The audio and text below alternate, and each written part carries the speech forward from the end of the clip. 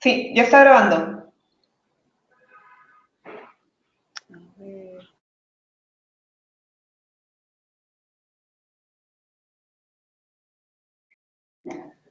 Ya, aquí podemos ver cuánta gente está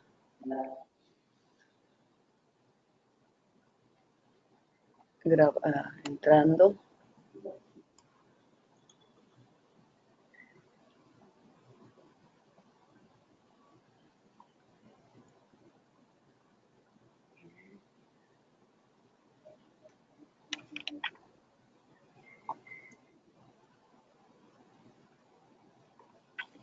Vamos a esperar un momento, ¿no? Estamos 30 atendidas ahorita.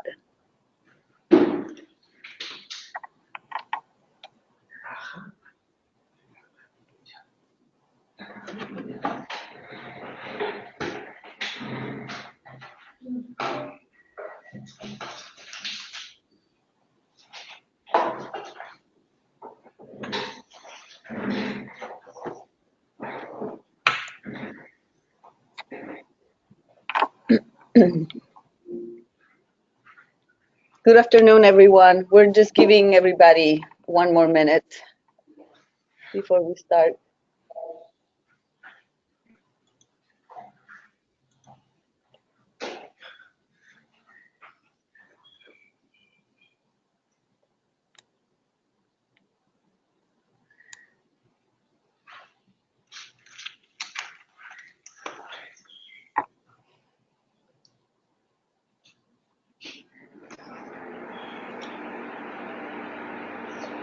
We would like for everybody to please mute your microphone so we don't have background sound.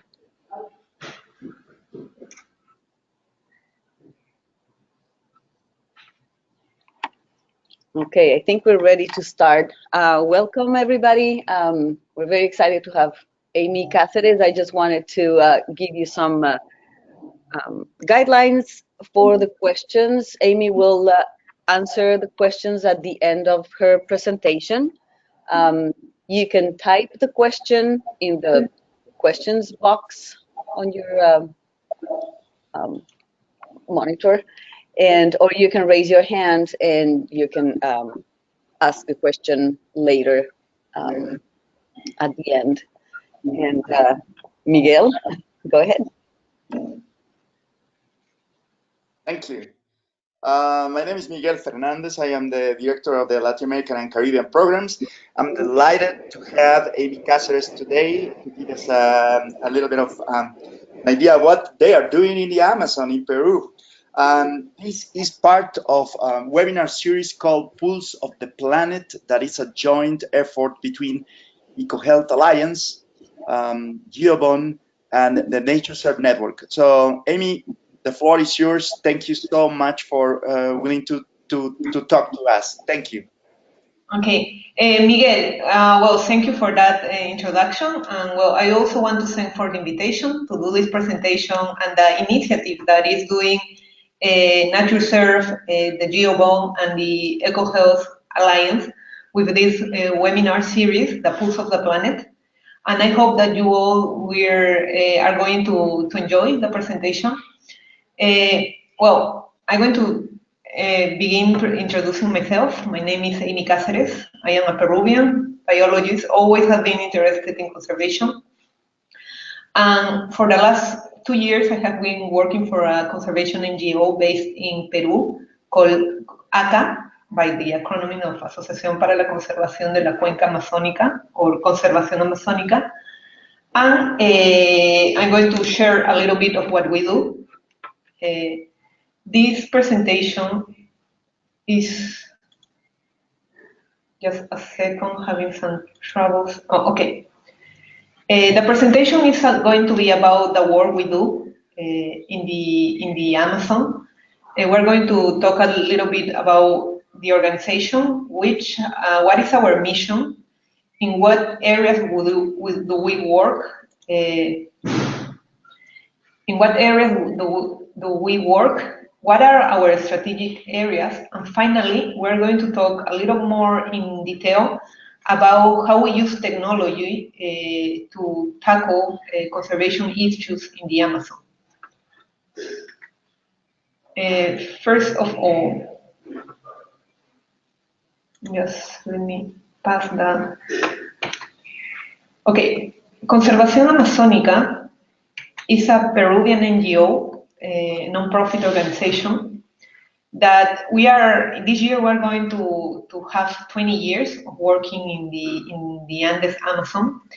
And one particular characteristic of this organization is that we have always worked locally. We are very present, we have a high presence in the local areas where we work. So we have an office in Madre de Dios, in Puerto Maldonado, the capital of Madre de Dios, and then in Cusco. And we are interested in achieving the conservation of the Andes Amazon of southeastern Peru. Our mission is to integrate innovation communities to protect the Andes Amazon. That is one of the most diverse areas on the planet. And here comes where do we work.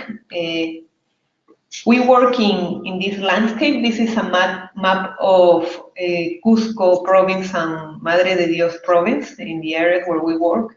And we work in this amazing landscape that has large-scale conservation areas, different conservation units, different people, different uses of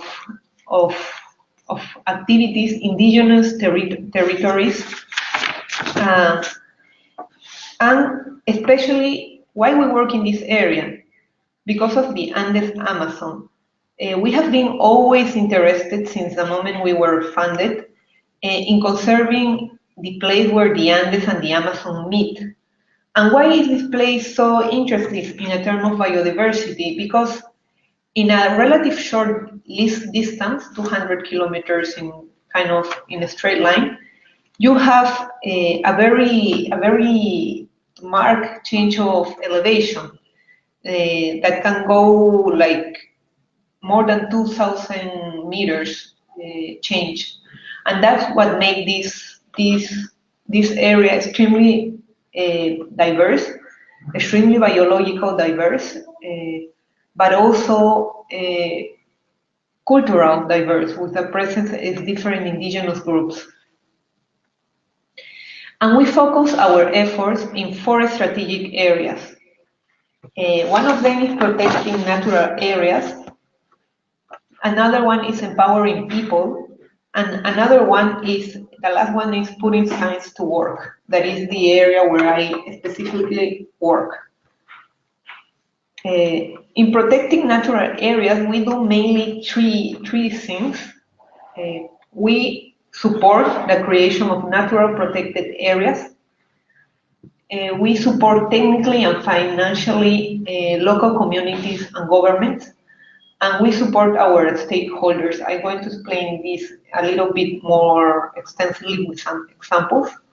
One of the examples is the creation in 2017 of 3 new conservation areas in Cusco that together they add up more than 45,000 hectares. That's the Tres Cañones, Alto Pilcomayo, and Matoriato. And we support this process, support the government in the creation of these natural protected areas, all the way through the process of doing them and declaring them. Other thing we do, as I mentioned before, is we support local communities and our stakeholders. What do I mean with this? I'm going to give the example of the Amaracaeri Communal Reserve. The Amaracaeri Communal Reserve is a very interesting type of natural protected area because it has a co-management structure that is where the reserve is managed by the government through the National Park Service, the CERNAMP, and it's also managed through an indigenous-based organization known as ECA, that is Ejecutor del Contrato de Administración, ECA Amaracaeri. The very interesting about this organization is that it's an indigenous-based organization, meaning that all the people in this organization, the directives of this organization are selected by the indigenous community, the 10 indigenous communities that inhabit Amaracaeri Communal Reserve. And they, together with the government, do the co-management of the protected area. I think this system is very interesting. Peru right now has 10 communal reserves all over the country. And Amaracaeri Communal Reserve is working extremely good. We have been lucky enough to participate with them and to develop projects with them, especially in building capacity, not only management capacity, things from an accounting, finance, or administrative point of view, but also, for example, biological monitoring capacity. At this moment, we have a project that is ending, that is relating with the monitoring of their hydrobiological resources. We also have projects related with with conflict resolution in the use of natural resources. And we are also starting projects for the use of technology so they can monitor and control their lands against threats. Other of the areas where we work, other of our strategic areas, is empowering people. What do we mean by this? Is giving people the means and the capacities to be able to do the different activities that will allow them to have a sustainable living. And a very interesting part of this strategic area is that it's actually where the organization was born, because 20 years ago, we started here with this tree that is the Brazil nut. The Brazil nut is a very interesting tree. It's a very interesting species because it's one of the emergent trees of the Amazon. It has a height of more than 50 meters, can live very high longevity, like 500 years. And it's only present in some parts of the Amazon, being Madre de Dios, one of the provinces in Peru, being actually the province in Peru that has this species. And it's also the only wild nut in the world. This is what the Brazil nut produces. It's this very hard nut that inside has this, inside this very hard shell has this very nice and tasty nut that it's only produced during the rainy season of the Amazon, that is between November and March. Another interesting characteristic that this species has is that it cannot be planted. It has to grow in the wild. So you cannot have a plantation of Brazil nuts. So in order to have Brazil nuts, you really have to conserve and maintain the forest. This makes this species very important for a conservation initiative in this area. So, and also the species is very important for different animals.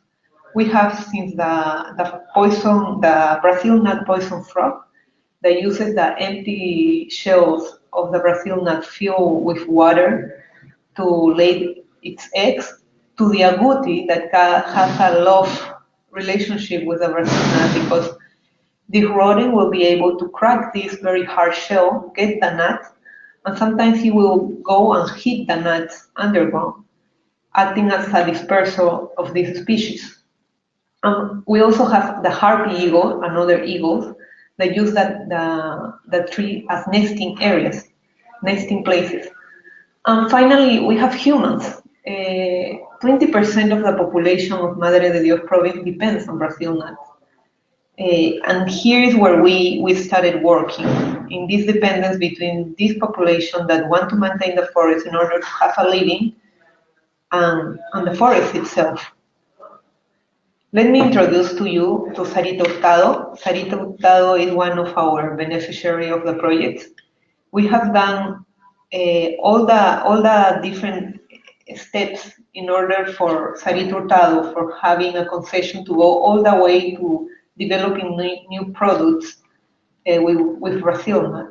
One of the first things we do is the organization of the stakeholder lands, then the improvement of the production chain, and how from the moment they collect the nut, the Brazil nut, all the way to drying and selling the nuts. Also the transformation of the nuts into more value-added products, and finally capacity building for the protection of their concessions. One thing I really want to explain a little bit here is about the term concessions. Here in Peru, we have this legal figure where the government will give a concession to a private person.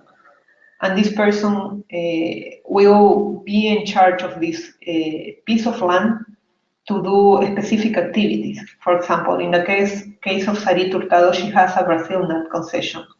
And in this concession, she can harvest Brazil nut. Conservación Amazónica, we have a conservation concession that is Los Amigos, that we were given by the government in order to conserve the forest.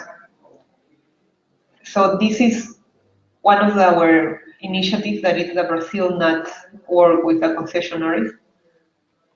And then we have another initiative that is the strategic plan for the buffer zone of the Tambopata National Reserve.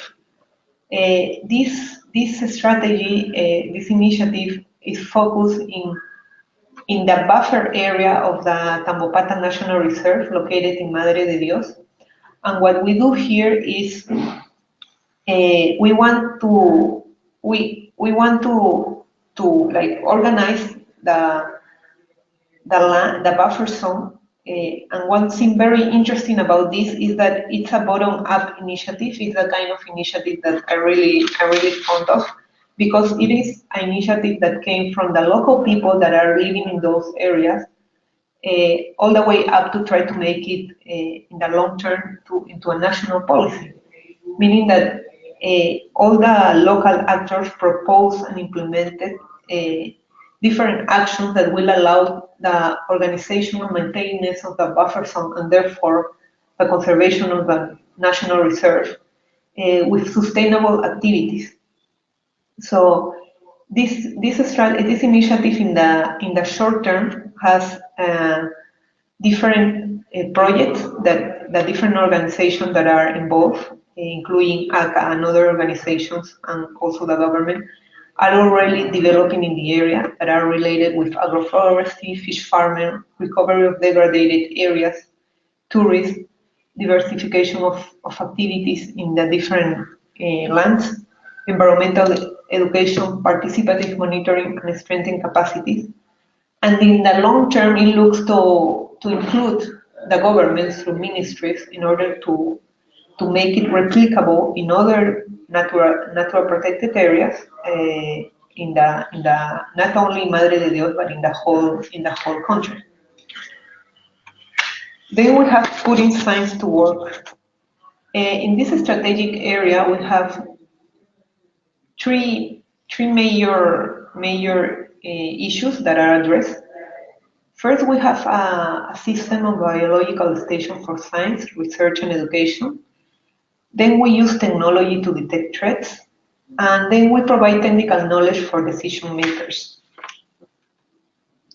About our biological station, we have 3 of them, as I mentioned before. They are located in the landscape where we work. This is the map that I showed you before. We have Los Amigos in the lowland Amazon, then Villa Carmen in the mountain Amazon forest, and finally Huayquecha in the cloud forest. And these 3 stations are located in the middle of our work area, in the middle of all these landscape of different conservation units, indigenous territories, and different land use practices. And they are located following this elevational gradient from the Andes to the Amazon, that is a very high biodiverse area, as I have been mentioning before. We have the first one from going from the highest point to the lowest point, that is the Huayquecha cloud forest. That is it was established in 2005. It's also a private conservation area. It has around 500 hectares, and it has different habitat types, including cloud forest, puna grassland, and elfin forest, that are these very short trees forest. Then we have, following the grading going down, we have Villa Carmen that has 300 hectares. Amazon mountain forest also has bamboo forest, has agricultural areas. It was established in 2010. And well, it's Huayquecha and Villa Carmen are located in the enigmatic and very famous birdwatching destination known as the Manu Road. And finally, down in Madre de Dios in the lowland Amazon, we have Los Amigos, that is the oldest station we have. It was established in 2000. This station is next to our conservation concession, and the station has only 450 hectares, but the concession has more than 145,000 hectares. And the most important habitats are the floodplain, the terra firme, palm swamp, oxbow lakes.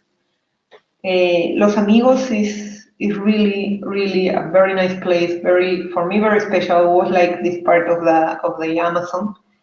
And well, we do research in the tree of the station. I'm going to share one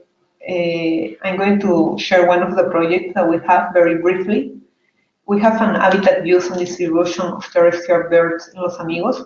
We have been doing this project with the objectives to understand how these birds use the habitat, especially in the case of the tinamous, that are an endangered group because they are big land birds that are usually hunted. But they are also very difficult to study because they are very shy. And in Los Amigos area, we have 11 species of the 47 that exist. And we have set a grid of camera traps to try to understand the habitat use and the distribution of these birds. And it has been very interesting because we have found how they behave related with different habitats, but we have also found other behavior or predation events that you will usually not see through point counts or other types of methodology. So I want to share with you a video, if I'm able to play it, about some predation events that we register for tinamous.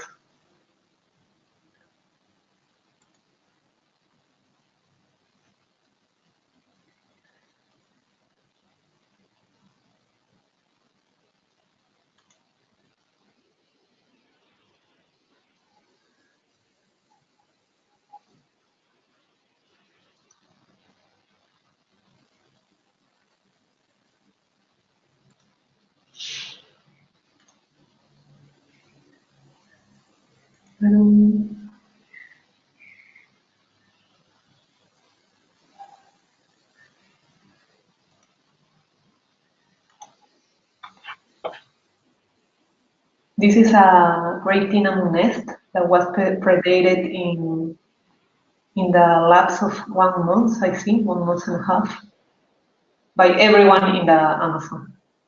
This is a Taira barbara,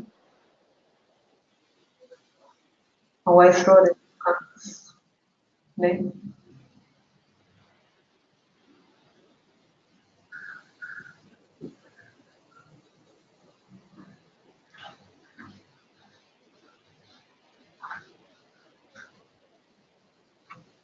And even my mouse.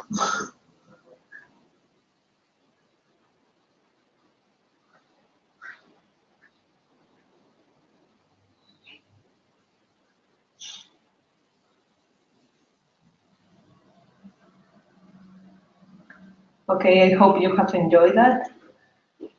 Oh, sorry, starting again. So, another very important feature of our biological station is that for over 20 years we have had a scholarship program. This program had awarded scholarship to 256 grantees for developing research in one of our biological stations. 68% of these grantees were Peruvian, and it's very interesting to see that since 2000, how the impact this scholarships program has had. Some of the grantees that were given a scholarship when they were students are going back to the station, taking their own students. And also, in the last years, the scholarship has focused mainly in Peruvians in order to give an opportunity for Peruvians, students, and young researchers being able to do a research project in the Amazon. Well, I think it has been a great opportunity for a lot of them to develop in their professional career and conservation careers. And now we are going to use to talk about the use of technology to identify threats. Here, I think is a part that maybe most of you is going to be very interesting. That is the technology use part. Actually, let me give you a little bit of context of what is happening. We see, at least in Peru, or well, in the world, we see a lot of in Peru in the last year, a lot of deforestation has been happening. And we see these different news appearing in different media about what is happening with deforestation in the Amazon, in the Peruvian Amazon. And we have, the main threats we have is deforestation per se, that is the complete cut of the trees, and forest degradation, that is when you produce that because of illegal logging. Peru, as I mentioned, has been suffering a lot of deforestation, but this has been particularly dramatic in Madre de Dios province. This is a photo taken from in Madre de Dios of one of the mining camping areas. All this area used to be like this amazing forest that now is completely gone. And all of this because of this golden mineral that everyone is crazy about, that is gold. So in the last years, Madre de Dios has experienced a dramatic forest loss, as we can see by the statistics, the official statistics of the government. So it's a big problem. So we need to know, in order to tackle any problem, we need to know how, when, and where it's happening. That's why we need to monitor. And that's how the project, Monitoring of the Andean Amazon project was born, this initiative. That is an initiative between Amazon Conservation, that is our United States partner, and Conservación Amazónica. And this initiative, this project works in two scales. The first scale is satellite monitoring, that I'm going to explain a little bit further later. And then on the ground monitoring, the other scale, through drones and apps, like the alerts issued by Geobosques, that is the government organization that reports and documents deforestation in the country. And the MAAP produces two types of information that I'm going to explain briefly and then more in detail following slides. One of them is the MAAP report. We have published 95 unedited, unpublished reports. And these reports are open to everyone that in our site for the MAAP project. And then we have also published, only in 2008, not published, but we have produced 21 policy briefs. What is the difference between a policy brief and a public report? The policy brief is confidential. It sends to specific organizations in the government, and it seeks action for this organization to seek action. Why policy briefs are confidential? Because they have delicate information for some, and I'm going to explain later why they are confidential. The MAAP project it's a near real-time deforestation monitoring initiative that the main goal is to produce technical information in a timely manner in an easy to understand format, in a format that everyone can read, especially people that are not in the academic world. The geographic focus of the project started in Peru, but it has always been the Andes Amazon. Started in Peru, but has expanded to Colombia, Ecuador, and Bolivia. And it is based, the information used is based in mainly 5 satellite systems: Landsat, the Planet, Digital Clock, Sentinel, and PeruSat.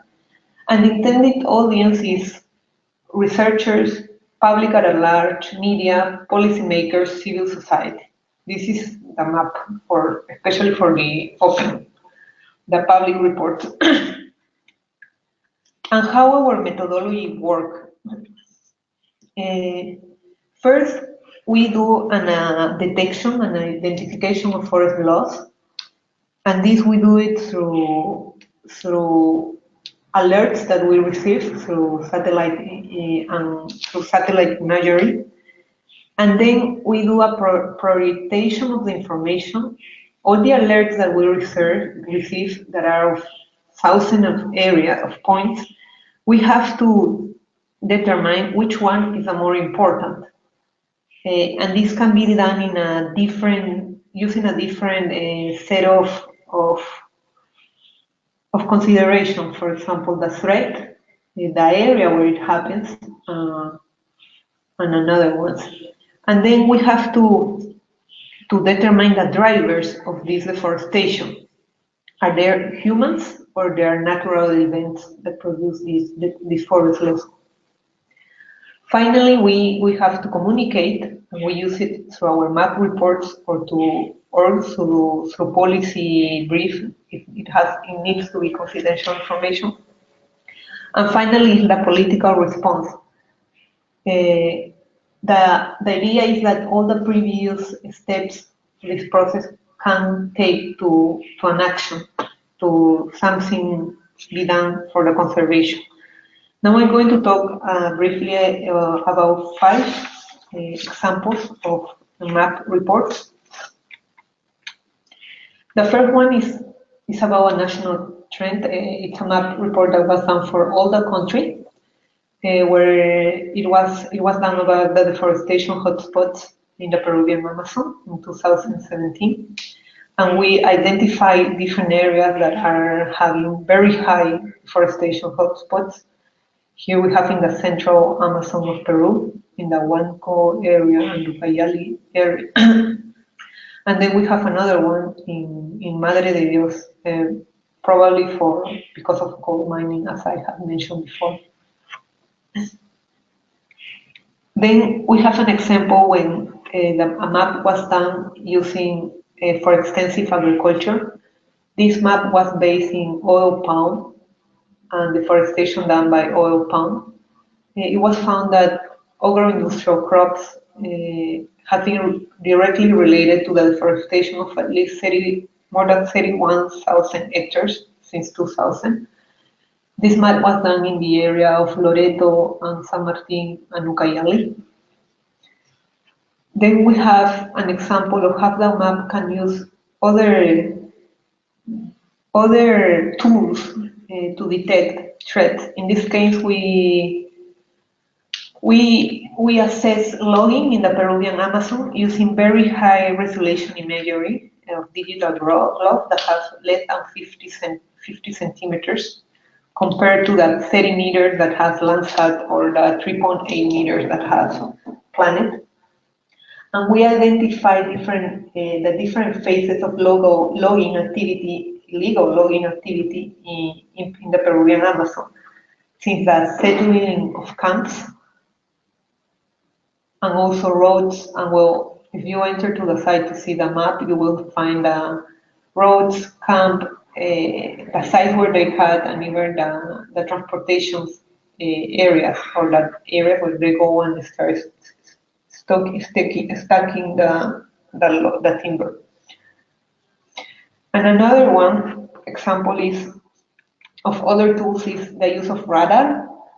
Radar has been very useful for detecting, for monitoring deforestation in the Amazon, because in the rainy season it's very cloudy, and radar allow us to see beyond the clouds, the cloud cover.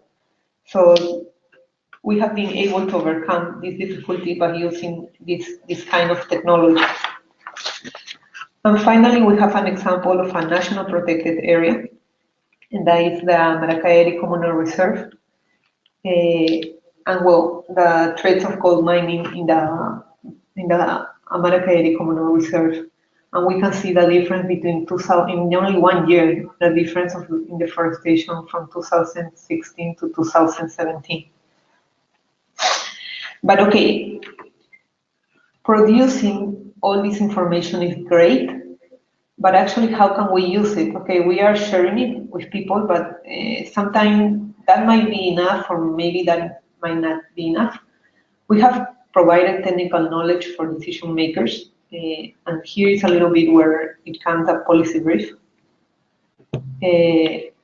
One example is that we provide this policy brief to the National Park Service and the Peruvian Forest Service.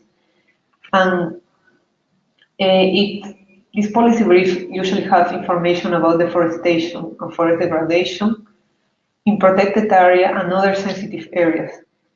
It is confidential information that goes directly to the government. Why? Because this information, this way the government can use this information to make an operative to go and stop that action in the natural protected area or in the sensitive area. And it's also useful because it allows to make a control activity more effective and efficient. We have also been working with the national prosecution, especially with environmental prosecution, in giving information in environmental crimes, in natural protected areas, indigenous territories, and concessionaries. And in this case, we are trying to go a little bit further, not just providing the information, but we're trying to make that this type of information, I mean, produced from satellite imagery and drone imagery, can be used as evidence for environmental crimes. So yeah, it's also great to share the information, but it's not changing. Second. Okay.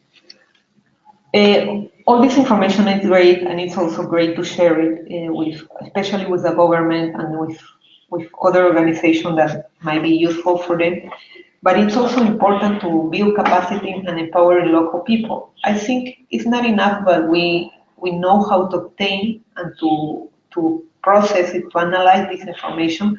But it's also important to show to other people to do it, especially the people that are going to be needing it more. So in this scope, we have different initiatives. We have been building capacity with government office. This is the case of the satellite monitoring units of the environmental prosecution. There are 3 of them, of these offices, that are in the 3 great Amazon provinces, that are Loreto, Cayali, and Madre Dios. One was last year created in Lima in order to coordinate the efforts of the other 3 that are located in the Amazon. And we have trained the one that is in Madre de Dios in Puerto Maldonado. And how have we done that? We have, for example, the technician, the person in the photograph is the technician of the satellite monitoring unit of Madre de Dios. And we have trained him in the use of all this technique in obtaining this information, so he can produce information that can be used by the prosecutors to investigate and to prepare a case against environmental crime. And this way they will be able to produce their own information and also have the information put in a way that it's easier to understand for the prosecutor. A simple example. when you receive a complaint, you usually you will have coordinates, points. But if you see those points in a paper, that doesn't make any sense for you. They are just numerical points, GPS points in a document. But with this unit, they will transform those points into a map. And this way, when the prosecutor sees the document, he has a complete different view of what he or she is seeing. He sees a map with areas that the prosecutor already knows, and have a better idea and understanding of what is happening. And another thing is we empower people, local people, by making them stronger in being able to monitor their own concessions. All in this photo we have different concessions owners, including Sarita that is seated here, that are receiving a training course in the use of drones to monitoring their own concession.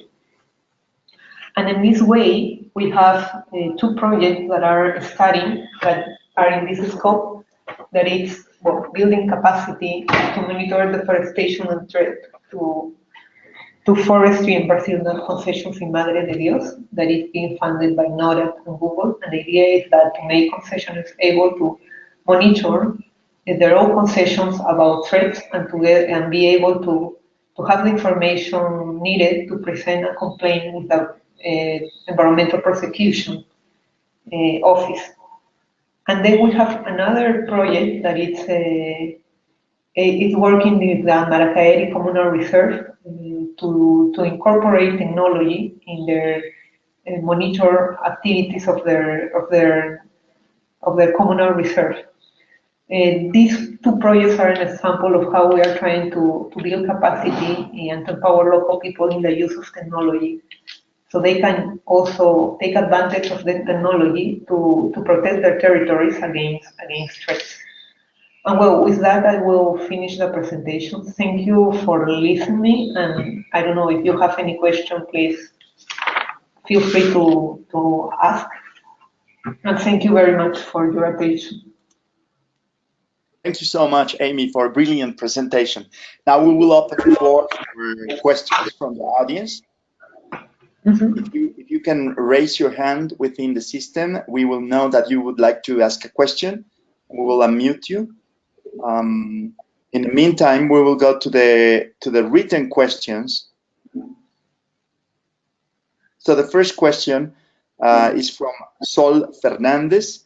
The question is, taking into account the huge expansion of gold mining in Tambopata buffer zone, what type of measures ACA considering to obtain successful results with its strategic plan? Sorry, can you repeat that? Absolutely. Taking into account the huge expansion of gold mining in Tambopata buffer zone, what type of measures ACA is considering to obtain successful results with its strategic plan? Okay. Yeah, like at this moment regarding illegal gold mining, we are monitoring, and we are also with a strategic plan we are doing about the buffer zone. What we hope to achieve is give an alternative to people, a sustainable alternative to people of activities that they can do. We have beneficiaries that we have already been working with in agroforestry projects that they used to be miners, but they are not interested in mining anymore because they realize that that maybe it's not an activity that has much future for them. So they turn into agroforestry. So for us, that is a very successful result. Excellent, thank you. There is another question from the audience. I will unmute the person who's asking. Thomas Moore. Let's go ahead with your question. Can you hear me, Thomas?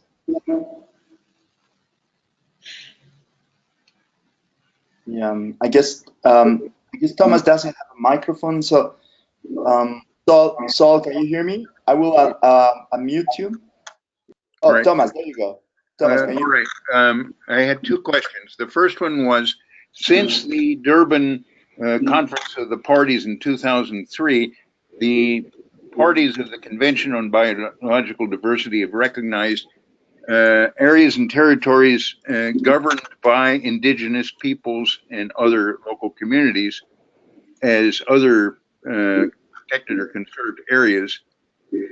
But very little has been done about this in most countries, including Peru.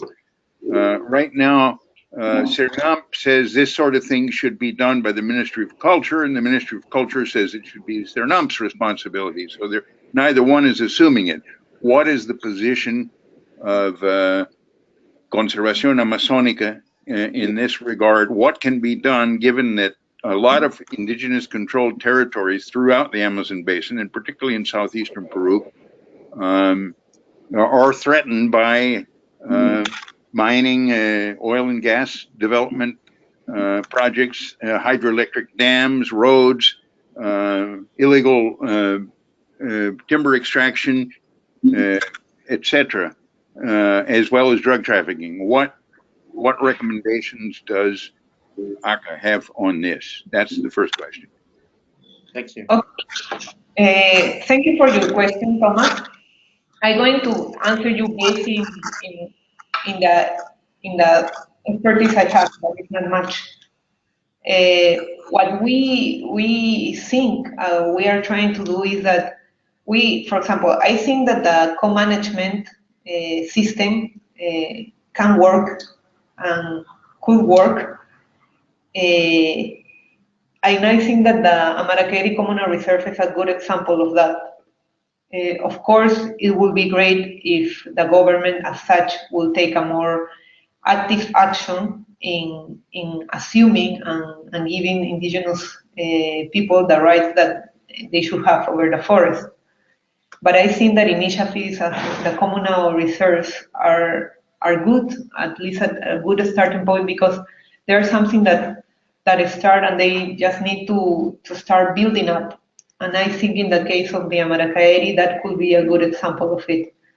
And what was your second question? My second question is, given the threats of deforestation in Brazil under the new government, are there any plans for the MAAP program to expand into Brazil? I wouldn't be able to answer that question because I'm not the director of the MAAP project, but I can surely give you the mail of the person that will be able to answer that question. Okay. Yes, if it's Matt Feiner, I'm in contact with him. And the problem with the communal reserves is governance. CERNAMP controls them vertically and has offered what is in effect co-administration, which they call co-gestión, to the ECA, but not co-governance. And that's a problem for the indigenous. Thank you. Excellent. Thank you so much. Please, we have another question from Saul Fernandez. Please, Saul, go ahead with your question. Yes, hi. I have a question more about academics, and it's regarding of the MAAP projects.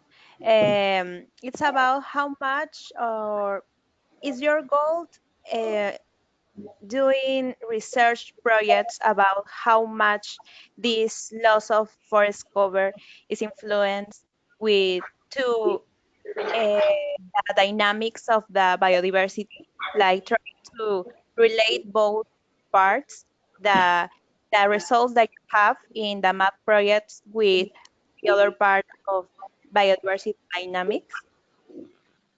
Okay, in the MAAP project, the objective, as I mentioned, is like to produce information, timely information.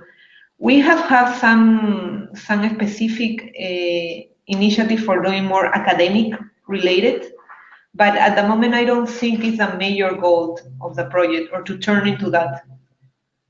That doesn't mean Okay. that we cannot collaborate with someone interested in doing that, and according to our resources and availability, we cannot do something like that. Okay. Yeah. Okay. Thank you.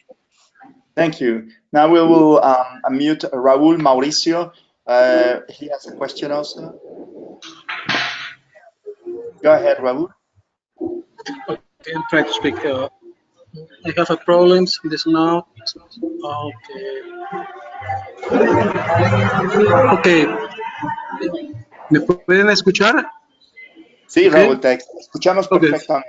¿En Adelante. castellano o en inglés? How do you, it's the same. You translate, please. You help me. As you prefer, absolutely. Okay. Gracias. Me encantó la presentación. Mi nombre es Raúl Mauricio de Perú.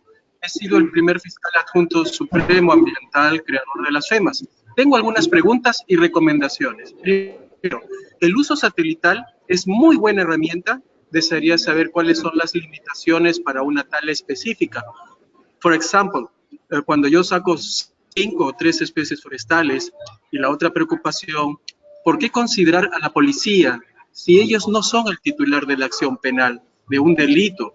La policía, desde el punto de vista procesal, es simplemente el apoyo. Mi gran preocupación es que muchas veces esta información relevante para un policía, muchas veces termina en corrupción, por lo que yo recomiendo es que esta información sea directamente pasada en directo al coordinador ambiental, al fiscal ambiental, que es la persona recomendable. Y una segunda pregunta es que el control territorial es muy importante para las comunidades nativas, pero esta estrategia es muy buena, sí, pero no tiene la herramienta jurídica. Por lo que yo recomiendo es que dentro de la comunidad ese veedor forestal sea reconocido mediante una ordenanza regional, pero con el apoyo de un abogado, pero especialista en asuntos comunitarios, porque la vida comunitaria requiere de trabajos y de conocimientos interculturales. Por lo demás, esto me parece una maravilla, es excelente, pero creo que esta gran herramienta se puede colocar dentro de un sistema de prevención que todavía el Perú no lo ha construido. El Perú lo que ha construido es como dedicarnos solamente a ver el delito consumado, y eso llegamos muy tarde. El control territorial me permite avisar, pero necesitamos prevenir. La prevención yo creo que es el paradigma, y esta es una herramienta muy buena. Por favor, si lo puede traducir, muchas gracias. Okay, it's a long. You have wrote a summary of your questions and recommendations in the questions window, but I would like to ask Amy, please, give us your thoughts on what you just mentioned. Thank you. Okay. Thank you very much. Okay, thank you, Raúl. Gracias, Raúl. I'm going to answer in English, I think. And then That's right, no problem. And speak English. Okay, perfect. Okay, I'm kind of confused because in the whole presentation, I never mentioned, I never say the word police, not once. So I think there was a miscommunication problem there. We do not pass the information to the police. We work with the environmental prosecution, and it's confidential information in this case. So, but I do understand. I completely do understand your point and your concern completely. And well, thank you for the other comments too. Thank you. Okay, perfect. Now we will go to Carla Julieta Herrera. She has another question. Carla Julieta Herrera, I can unmute you if you want to make the question.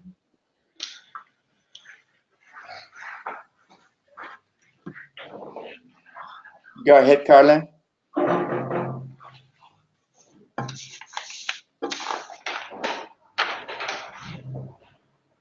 Carla Julieta, you are unmuted now. You can ask your question, please. Thank you.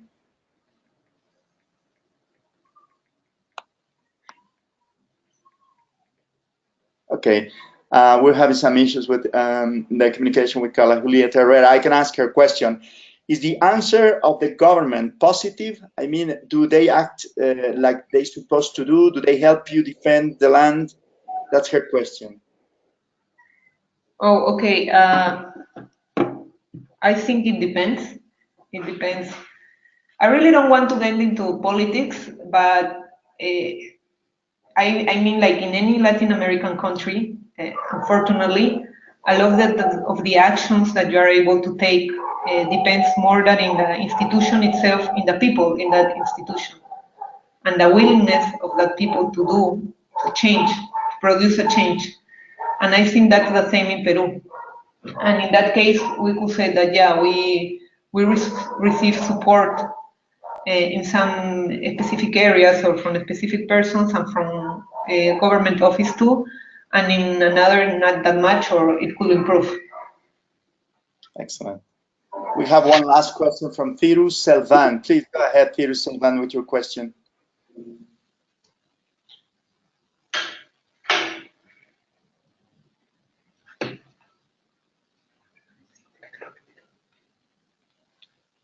We're having some problems. He has also made his question in writing. How can conservation be promoted among the local community who are the main stakeholders and users? I think that will depend on the community, the area. It's a very broad question. I think that will depend on the community, the area where you are, and the opportunities that you have. That can be like really broad. It's a very broad answer that it could have. Personally, I think that a really strong way to promote conservation is to give an opportunity to people and to empower people, because I don't think that all the initiatives that come top down are the ones that work the most, but those that come bottom up, what the people really want to do with their territories and their forests.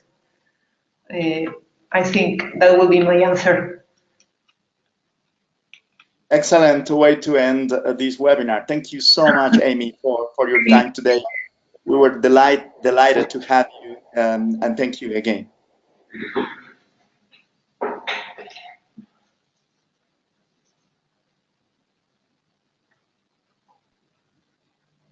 Okay, there is no more questions from the audience. We will stop this webinar. I thank all the participants, attendees that were able to listen.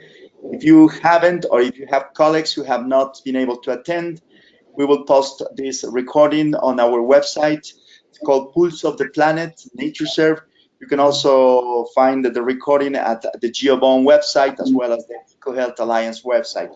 Thank you so much, and stay tuned, because the next month we will have a webinar on a very interesting topic, also really connected to what we presented today, which is about restoration of degraded landscapes. Thank you so much again, and looking forward to see you in the next webinar. Thank you. Bye.